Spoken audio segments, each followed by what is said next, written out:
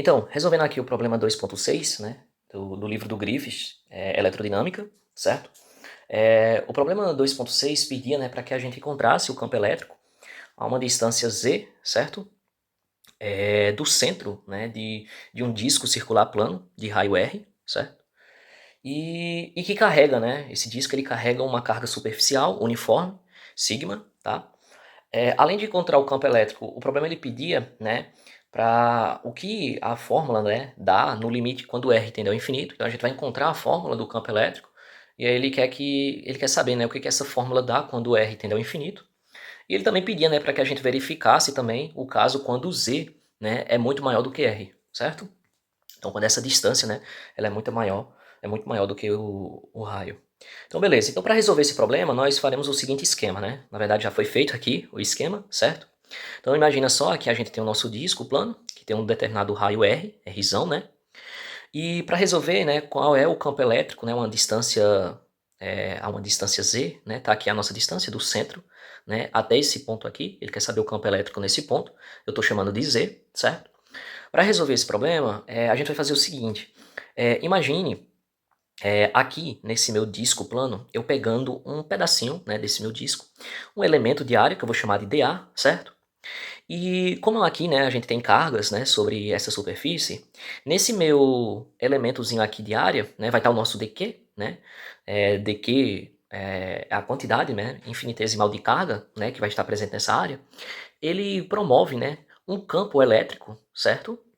Nesse nosso ponto, nessa direção aqui, né, desse vetor, que eu vou chamar de DE, certo? E aí, por se tratar de um círculo, e aí, né, por simetria, a gente desenha aqui do outro lado um outro DA, certo? E que também vai promover, né, fazer um campo elétrico nessa direção aqui desse vetor que eu vou chamar de DE, certo? Beleza. E aí, né, desse nosso DA até o centro, a gente vai ter aqui um raio que eu vou chamar de Rzinho, e aqui do mesmo tamanho, né, um Rzinho do centro até o nosso DA aqui também, certo? Beleza. Porém, ele quer saber o campo elétrico na direção de Z aqui, né? Então, a gente vai ter um outro vetor que vai ter essa direção aqui, vertical, né? Que eu vou chamar de DEZ, certo? Ok. Bom, para resolver esse sistema, né, esse problema, o sistema de coordenadas que nós utilizaremos para esse exemplo será o cilíndrico, certo? Então, a primeira coisa que a gente se pergunta é como é que a gente pode representar esse nosso elemento de área dA em termos de coordenadas cilíndricas, certo? Então, a gente fez o seguinte esquema. Eu desenhei aqui o nosso círculo, certo? E imagine, né, aqui, eu desenhei esse círculo aqui, que eu coloquei em linhas pontilhadas, eu coloquei ele aqui, certo? Então, nós temos o nosso raiozinho aqui, nosso raiozinho Rzinho, né? E imagine só, né, no caso aqui, um comprimento desse círculo aqui muito pequeno, né, porque aqui eu deixei grande para poder a gente visualizar bem, né. Então aqui eu vou chamar de ds, tá? Então o nosso ds aqui, e aqui o ângulo é muito pequeno também, que eu vou chamar de dθ, certo? Então esse nosso ds aqui, ele vai ser representado por quem? Pelo meu raio pequeno vezes quem? Vezes dθ, certo? Então guarda essa informação aqui porque ela vai ser fundamental. Bom, eu desenhei outro círculo aqui, menor, só para a nossa imagem não poluir tanto, certo? Mas é o mesmo. E aqui eu desenhei esse quadradozinho aqui como se fosse o nosso dA. Porque a pergunta é, quem é o nosso dA, né? Bom, nosso dA aqui, por se tratar de um elemento infinitesimal de área, então nós vamos ter aqui o nosso comprimento ds vezes o raio dr, certo? Então o dA vai ser igual a ds vezes dr, tá? Só que o ds, em termos, em termos de ângulo, né? Essa relação aqui que a gente fez, né, do linear para o angular, a gente tem que ds é r vezes dθ. Então, no lugar do ds, eu vou colocar r dθ vezes quem? Vezes dr, certo? Então, o nosso dA pode ser representado dessa forma aqui, tá? Então, guarda essa informação porque ela vai ser fundamental para o nosso problema. E aí, a gente também tem que saber quem é o nosso dq. E dq vai ser igual à nossa densidade, tá? O nosso sigma, multiplicado por dA, certo? E esse dA aqui eu vou substituir por esse valor aqui. Já vou colocar em termos de coordenadas cilíndricas, ok? Bom, uma outra informação também, né, é que a gente precisa saber, né, o cosseno do nosso ângulo φ. Esse ângulo aqui, que eu acabei esquecendo de falar, né, como a gente aqui fez, né, um triângulo, certo? E aqui a gente tem, né, a divisão desse nosso triângulo aqui, certo? Né, o nosso eixo Z aqui. A gente tem um ângulo aqui que eu vou chamar de ângulo φ, certo? E aqui a gente também vai ter um ângulo φ, já que eles são opostos pelo vértice aqui, certo? Então aqui a gente tem um ângulo φ e aqui a gente tem um ângulo φ. Ficou pequenininho, por isso que eu escrevi aqui, certo? Bom, aí a pergunta é, né, qual é o cosseno desse nosso ângulo aqui, ou seja, o cosseno de φ. Então o cosseno de φ, ele é igual a o cateto adjacente, então o nosso aqui seria z, certo? Dividido por quem? Pela hipotenusa, que é o módulo desse nosso vetor r aqui, certo? Então guarda essa informação aqui também. O nosso cosseno de φ, ele também pode ser dado, agora olhando para esse nosso ângulo aqui, certo? Ao cateto adjacente ao ângulo, então aqui o cateto adjacente a esse ângulo aqui é o nosso DEZ, então tá aqui, DEZ, dividido pela hipotenusa, que é o nosso DE, certo? Então guarda essas informações aqui. Bom, a outra coisa também aqui que a gente vai precisar saber é o valor de R, certo? Desse nosso R aqui. E esse R aqui, por Pitágoras, né, ele vai ser igual a raiz quadrada. Aqui eu já coloquei a raiz para o outro lado, né, ele estava aqui elevado ao quadrado, né, e o quadrado passou para o outro lado em forma de raiz. Então, nosso R aqui vai ser igual à soma, né, do quadrado dos meus catetos, né? Então, eu tenho aqui z ao quadrado mais quem? Mais rzinho, que é o nosso raio aqui, ó, ao quadrado, certo? Então, esse é o valor da nossa hipotenusa. E aqui a gente vai colocar o valor de dq, certo? Que a gente já comentou, né, na folhinha anterior, tá aqui, que é o nosso dq, né? É o nosso sigma vezes dA. Só que no lugar, né, tá aqui o nosso sigma vezes quem? Só que no lugar do dA eu já coloquei r dθ dr. Então, r dθ dr, tá aqui, certo? Então, são essas as transformações, né, que a gente vai fazer no nosso problema, tá? Bom, se a gente olhar aqui na nossa figura novamente, a gente precisa, né? A gente tem que encontrar o campo elétrico, né, que é produzido nesse ponto, na direção de Z, né? A uma distância Z, né, desse nosso centro aqui, né? Desse nosso círculo plano, certo? Então, quem vai ser o nosso DEZ, certo? Esse nosso DEZ aqui, ele vai ser igual, né? Ele é a componente, né, do nosso vetor DE, certo? Então, DEZ vai ser igual a DE vezes o cosseno de φ, certo? Então o cosseno aparece aqui porque justamente ele é a componente do nosso DE aqui, certo? Desse nosso DE. Beleza. E aí a gente está falando aqui, né, de campo elétrico, só que em termos infinitesimal, né? Então, o nosso DEZ, ele pode ser dado como, né? A gente sabe a fórmula para campo elétrico, então aqui eu já coloquei direto, que é 1 sobre 4πε0, só que no lugar da carga eu coloquei dq, já que a gente está falando do campo elétrico aqui, né? Desse nosso DE aqui, certo? Que é um campo elétrico infinitesimal, que é produzido lá pelo nosso elemento de área, né? Onde está o nosso dq, então tá aqui dq, dividido por quem? Pelo módulo de r ao quadrado, vezes quem? Vezes o cosseno de φ. Tá aqui o cosseno de φ, beleza? Bom, aí agora eu vou substituir, né? Então, DEZ vai ser igual a 1 sobre 4πε0, certo? E no lugar do dq, eu vou colocar quem? A minha densidade, vezes R, né? Vezes dθ dr. Então, tá aqui o nosso valor, foi colocado, dividido pelo quem? Pelo módulo de R ao quadrado, vezes o cosseno de φ. Só que o cosseno de φ, ele pode ser representado por quem? Por Z dividido pelo módulo de R. Então, tá aqui, ó, Z dividido pelo módulo de R, certo? Então, essa nossa expressão aqui, ela vai ficar dessa forma aqui, ó. Então, 1 sobre 4πε0, tá? Aqui eu repeti os termos que a gente já tinha colocado aqui. E aqui vai ficar módulo, né, de R ao cubo, certo? E aqui eu vou colocar a integral dos dois lados da minha equação. Então, colocando aqui a integral nos dois lados, né? O que é constante eu coloco para fora da minha integral. Então, a integral aqui, né, desse meu elemento infinitesimal de campo, né, dEZ, então vai ficar EZ, certo? Quando eu faço a soma aqui, né, da minha integral. Isso aqui vai ser igual a 1 sobre 4πε0, certo? E aqui a minha densidade vezes z, que é constante também, a distância, né? E aqui eu vou, agora eu vou somar, né, em termos, né, de cada um desses meus elementos aqui, né? Então, o nosso dθ, ele vai fazer um ângulo, né, de 0 a 2π, então aqui eu vou ter uma integral dupla, né? Então, primeiro aqui vai ser de 0 a 2π dθ, né?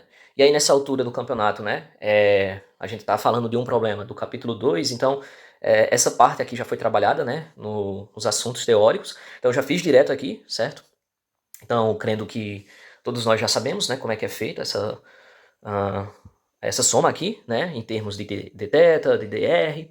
Então, aqui a gente sabe que θ, né, é o ângulo azimutal, né, que é chamado. Então, ele vai de 0 a 2π dθ. E aqui vai ficar a integral de 0 a r, né, o nosso r maior lá, porque pega todo o nosso círculo plano, certo? De 0 a r. E aqui sobrou quem? R dr. Dividido por quem? Por z ao quadrado mais r ao quadrado, né? E isso aqui está elevado a quem? A 3 dividido por 2, certo? Isso porque aqui foi substituído, né, o valor de r. E r aqui é quem? É a nossa raiz, né, de z ao quadrado mais r ao quadrado. Só que isso aqui pode ser elevado também a 1 sobre 2, certo? E como também estava elevado ao cubo, então ficou aqui, ó, 3 dividido por 2, certo? Aí ficou isso dessa forma aqui. Bom, beleza. Aqui, né, a gente sabe que essa nossa integral aqui vai dar 2π. Agora o problema vai ser resolver essa integral aqui, né? Então como é que a gente resolve? Vamos lá. Tá aqui. Bom, a gente vai fazer uma substituição aqui, certo? Em que eu vou chamar R, né, como sendo z tangente de φ, certo? Isso significa que se eu tirar a derivada, né, então dr, derivando dr em relação a φ, vai ser igual a quem? A z vezes, né, porque aqui é a constante, a derivada da tangente é a secante ao quadrado de φ, certo? Então significa que o meu dr vai ficar quem? Então esse meu dφ eu passo para o outro lado, então vai ficar dessa forma aqui o meu dr, ok? Bom, algumas informações trigonométricas que a gente precisa saber. A gente sabe, né, que o seno ao quadrado de φ mais o cosseno ao quadrado de φ, somando isso aqui dá igual a 1.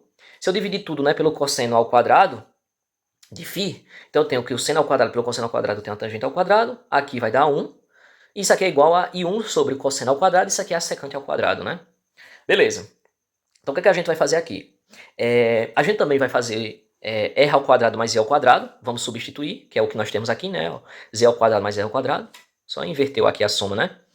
E isso aqui vai ser igual a, então, a z ao quadrado, porque r aqui é z tangente de φ, só que como está elevado ao quadrado, então vai ficar z ao quadrado vezes a tangente ao quadrado de φ, certo?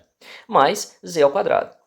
Então, aqui, isolando o z ao quadrado, isso aqui vai ficar, entre parênteses, 1 mais a tangente ao quadrado de φ, beleza? Tá, só que o que a gente vai sobrar aqui, né? Então, r ao quadrado mais z ao quadrado vai ser igual. Aqui é z ao quadrado, só que isso aqui é a mesma coisa de quem? Secante ao quadrado de φ. Então tá aqui secante ao quadrado de φ. Bom, agora a gente vai substituir na nossa integral aqui, certo? Então, no lugar de r, eu vou colocar quem? No lugar de r, z tangente de φ. Então tá aqui, ó, z tangente de φ. Vezes, no lugar do dr, eu vou colocar quem? Esse termo aqui que eu encontrei, certo? Então tá aqui, ó, coloquei aqui. Dividido por quem? E aqui, no lugar de z ao quadrado mais r ao quadrado, que eu encontrei, ó, r ao quadrado mais z ao quadrado, eu vou colocar z ao quadrado secante ao quadrado de φ. Elevado a quem? A 3 dividido por 2, certo? Beleza.